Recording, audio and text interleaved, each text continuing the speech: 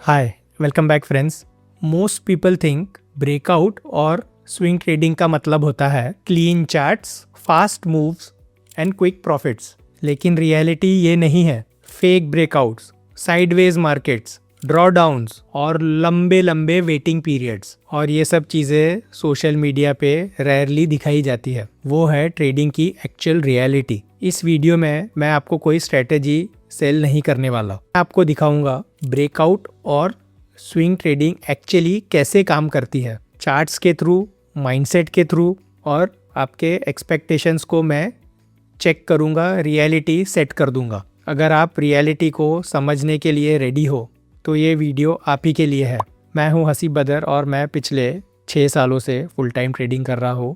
मैंने अपनी trading journey में बहुत मिस्टेक्स की है और फुल टाइम ट्रेडर बनने के पहले मेरे भी एक्सपेक्टेशंस बहुत ही अनरियल थे।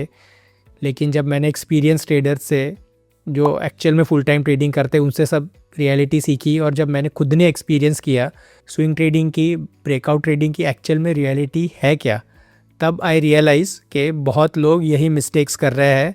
एंड आई थॉट कि वाई नॉट एक वीडियो बना के एक्सप्लेन करें कि स्विंग ट्रेडिंग और ब्रेकआउट ट्रेडिंग की रियलिटी क्या है, लोग उसे क्या समझ के आते हैं और एक्चुअल में वो होता क्या है। अगर आपके एक्सपेक्टेशंस राइट रहेंगे तभी ये आपके लिए है। अगर आपको ये सच्चाई नहीं पता है तो आप स्विंग ट्रेडिंग और ब्रेकआउट ट्रेडिंग में अपना टाइम वेस्ट कर रहे हैं और अपने करियर को और अपने समय को अननेसेसरी रिस्क कर रहे हैं। तो पहले मैं आपको ये बता दूं कि सब लोग ब्रेकआउट ट्रेडिंग और स्विंग ट्रेडिंग को क्या सोचते हैं, क्या समझते हैं। तो मोस्टली बिगनर्स, रिटेलर्स, ट्रेडर्स ये सोचते हैं हर ब्रेकआउट फॉलो थ्रू देगा ही देगा, अच्छा पैटर्न है मतलब अच्छा मूव मिलेगा, रोज ढेरों ट्रेडिंग अपॉर्चुनिटी मिलती है, ट्रेडिंग एक डेली एक्साइटिंग एक्टिविटी है।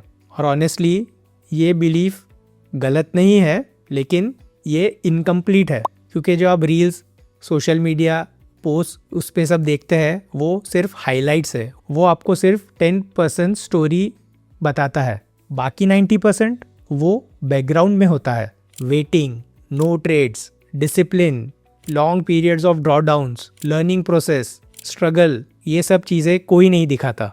The actual reality of breakout and swing trading अब मैं आपको समझाता हूँ। Reality number 1, most breakouts will fail.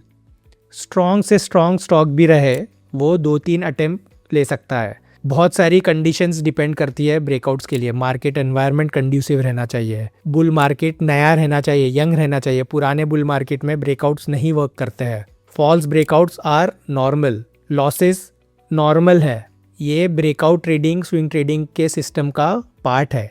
लेकिन जब लोग ट्रेडिंग में आते हैं, स्विंग एंड ब्रेकआउट ट्रेडिंग में, उन्हें लगता है कि कुछ बहुत जल्दी पैसा बन जाएगा, लॉसेस कम होते हैं या नहीं होते हैं, अच्छा पैटर्न आइडेंटिफाई किया तो ब्रेकआउट मिलेगा ही। मैं आपको चार्ट्स पे दिखाता हूँ कि मैं क्या कहना चाह रहा हूँ। सपोज़ आपने एक ये अच्छा पैटर्न देखा और आपने सोचा कि मैं इसे बाय करूँगा।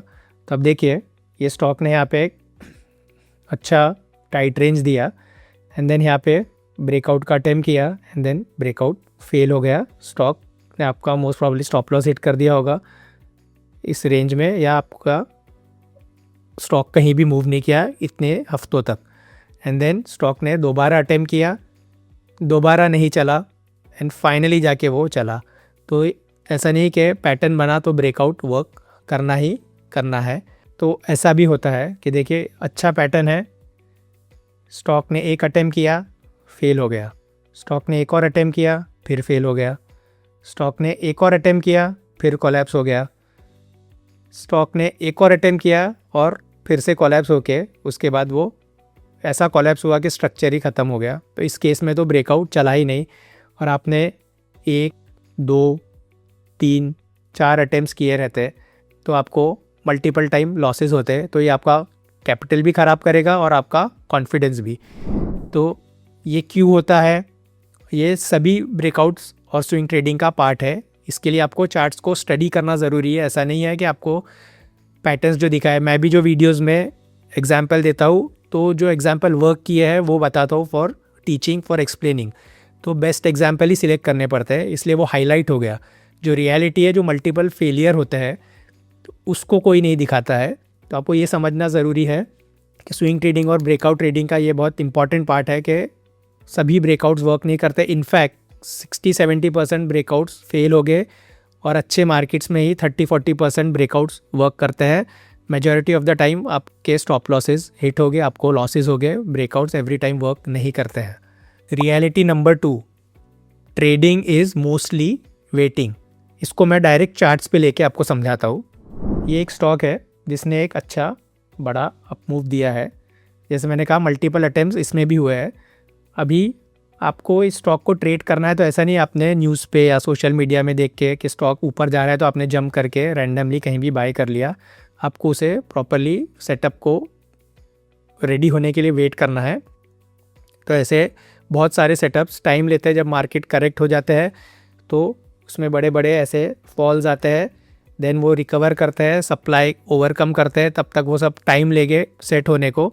तो अगर आप इस केस में देखें, यहाँ पे स्टॉक ने अपनी रेंज में निकलने के पहले 231 डेज़ तक टाइम लिया एंड देन फाइनली वो यहाँ से बाहर निकला आफ्टर 231 डेज़। तो ऐसे भी पीरियड आते हैं कि multiple stocks at a time correction में जाते हैं, वेटिंग पीरियड रहता है, उसे आप फोर्सफुली यहाँ कहीं ट्रेड करने की कोशिश करोगे तो आपके स्टॉप लॉसेस बार बार हिट हो गए। यहाँ पे हिट हुआ, यहाँ अटेम्प्ट करोगे तो यहाँ हिट होगा, यहाँ अटेम्प्ट किया तो यहाँ हिट हो गया, फिर यहाँ अटेम्प्ट किया तो फिर हिट हो गया एंड देन फाइनली वो वर्क किया। तो अटेम्प्ट्स करना ज़रूरी है कि आपको नहीं पता कि कब वो निकलेगा। ऐसा नहीं है कि 200 दिन ही लगाएगा, कोई जल्दी भी निकलता है, कोई लेट भी। उसके अलग अलग रीज़न है। Market correction is the biggest reason. अगर market environment is not conducive, breakouts work नहीं करते और लंबे लंबे रेस्टिंग पीरियड्स, वेटिंग पीरियड्स आते हैं जहाँ आपको रुकना पड़ेगा पेशेंटली जब तक प्रॉपर सिचुएशन अपॉर्चुनिटी नहीं आती।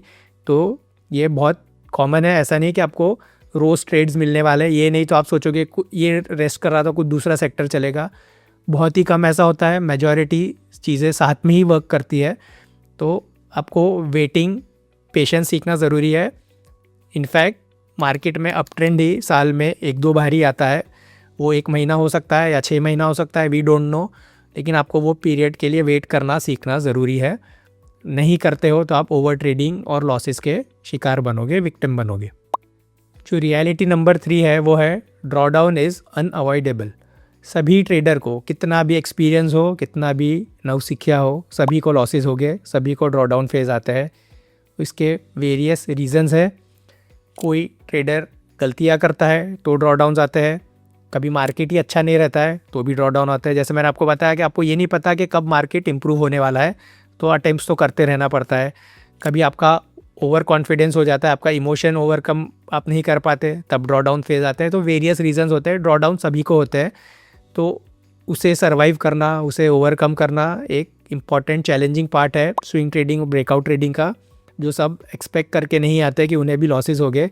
यहाँ लोगों के ईगोज़ हर्ट हो जाते हैं, इमोशंस हर्ट होते हैं और वो ऑल टुगेदर ट्रेडिंग या तो छोड़ देंगे या फिर रिवेंज ट्रेडिंग करके अपना अकाउंट और भी ख़राब करेंगे। तो एक्सेप्ट द रियलिटी के लॉसेस सबको होते हैं और ड्रॉ डाउन्स मतलब ऐसे फेजेस जहाँ पे लंबे समय तक आपका अकाउंट लॉस में है। हो सकता है वो 6 महीने रहे, साल भर रहे, 2 साल रहे, 3 साल रहे। मैंने अपनी जर्नी में 2.5 साल का ड्रॉ डाउन पीरियड देखा है। तो ऐसे भी फेजेस आते हैं कि आपको ये सब चीज़ें ओवरकम करनी सीखनी ज़रूरी है। तो draw down are part of breakout and swing trading which could last for months to years. जो रियलिटी नंबर 4 है वो है गुड सेटअप्स लुक्स बोरिंग। जैसे मैंने आपको एग्जांपल दिखाया, एक सेटअप को फॉर्म होने के लिए टाइम लगता है। जैसा आप यहाँ देख सकते हैं कि ये स्टॉक पहले एक अप ट्रेंड में था, देन वो धीरे धीरे फॉर्म हुआ। तो आपको ये फॉर्म होने तक वेट करना है। तो ये बोरिंग फेज़ हो सकता है कि कितना पेशेंस दिखाना है। आप जल्दी करेंगे कि शायद स्टॉक निकल जाए, हो सकता है कि आप ज़्यादा वेट करें, कभी स्टॉक आपके बिना भी ऊपर चले जाए बिना एंट्री दिए। ये सब चीज़ें होती है। कभी सेटअप्स मिस हो जाते हैं, कभी आपको इंडेफिनिटली वेट करना पड़ता है उसके लिए। तो वो बोरिंग पीरियड रहता है। तो ऐसे टाइम में पेशेंस नहीं दिखाओगे तो ये आपको मेंटली चैलेंजिंग बन जाता है। एक बोरिंग फेज़ को ओवरकम करना, तक वेट करना और सेटअप्स फॉर्म होने तक एक बोरिंग फेज़ से निकलना। और reality number 5, risk management is greater than accuracy.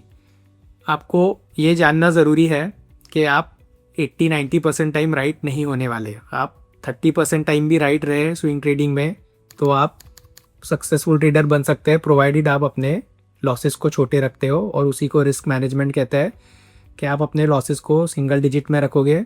दोबारा कहूँगा, मल्टीपल वीडियोस में भी कहा है कि लॉसेस आपके अपोजिट वर्क करते हैं। मतलब सिंगल डिजिट का लॉस है तो ओवरकम करने के लिए आपको सिंगल डिजिट के ही गेन लगेंगे, लेकिन जैसे ही लॉसेस 10, 11, 12, 15, 20, 25% तक जाते हैं तो रिकवर करने को 10% के लॉस को सिर्फ 10% नहीं, मोर देन 10% लगता है।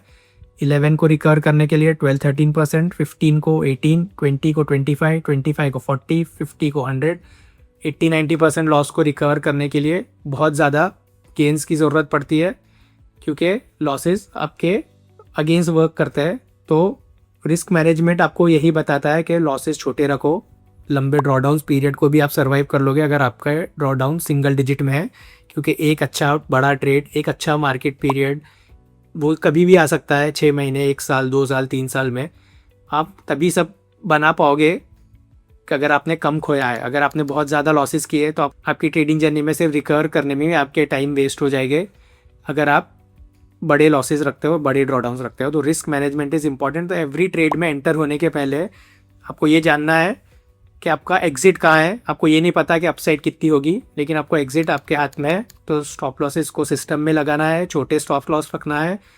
ये सब चीज़ों पे मल्टीपल वीडियोस बनाया है, लिंक डिस्क्रिप्शन में डालूंगा, आप चेक कर लेना। तो risk management is very important. तो ये रियलिटी है of swing trading and breakout trading. और एंड में सबसे इम्पॉर्टेंट सच्चाई of swing and breakout trading, और ये बात आप ध्यान से सुनिए। आप स्विंग और ब्रेकआउट ट्रेडिंग नहीं कर सकते अगर आपकी इनकम उस पर डिपेंडेंट है। और ये कोई मोटिवेशनल लाइन नहीं है, ये ग्राउंड रियलिटी है। अगर ट्रेडिंग से आपका सर्वाइवल जुड़ा हुआ है तो आप फोर्स्ड डिसीजंस लेंगे। आपको फोर्सफुली ख़राब मार्केट में ट्रेड करना पड़ेगा। आप लॉसेस को एक्सेप्ट नहीं कर पाओगे, आप ओवर ट्रेडिंग करोगे, आप रिवेंज ट्रेडिंग करोगे। आपको रूल्स तोड़ने पड़ेंगे, आपको डिसिप्लिन तोड़ना पड़ेगा। तो मार्केट प्रेशर और साथ में अगर फाइनेंशियल प्रेशर भी है तो ये गारंटीड रेसिपी है फॉर डिज़ास्टर। तो आपको अगर फुल टाइम ट्रेडर या स्विंग ट्रेडिंग, ब्रेकआउट ट्रेडिंग में आना है तो मेक श्योर कि you are not dependent on trading income, क्योंकि it takes time to learn. बहुत चैलेंजिंग फेजेस रहते हैं। Trading is the most difficult way to make easy money, ऐसा कहा जाता है ट्रेडिंग पैरेलल्स में, क्योंकि जैसे मैंने आपको रियलिटी बताई, ये सब चीज़ों को सीखने समझने में टाइम लगता है और हमारा बिहेवियर कंट्रोल करने में, इमोशंस को कंट्रोल करने में काफ़ी लंबा समय लग जाता है। तो ये एक जर्नी है। तो मेक श्योर कि आपको कोई फाइनेंशियल प्रेशर ना रहे ये करने में, नहीं तो it will become very very difficult. अगर आपको ट्रेडिंग सही में सीखना है, सभी चीज़ें, आपकी इनकम को इस पर डिपेंडेंट नहीं रखना है। आप एक 3 से 5 साल का हॉराइजन लेके आए कि जहाँ आप सीखेंगे। एक्सपेक्टेशंस रियल रखिए। जैसे मैंने बताया, यहाँ आपको डेली प्रॉफिट नहीं होता, डेली कमाई नहीं होती। आपको ट्रेडिंग में सर्वाइव करना सीखना ज़रूरी है, और हो सकता है 5-6 साल की जर्नी हो। जैसा मार्क मिनर्विनी ने बहुत बार फेमसली अपने ट्वीट में और इंटरव्यूज़ में भी कहा है कि 6 साल तक उन्हें कोई फ़ायदा नहीं हुआ था। पेशेंटली वो बने रहे एंड देन उनको इतने लंबे समय तक रुकने के बाद सक्सेस मिला।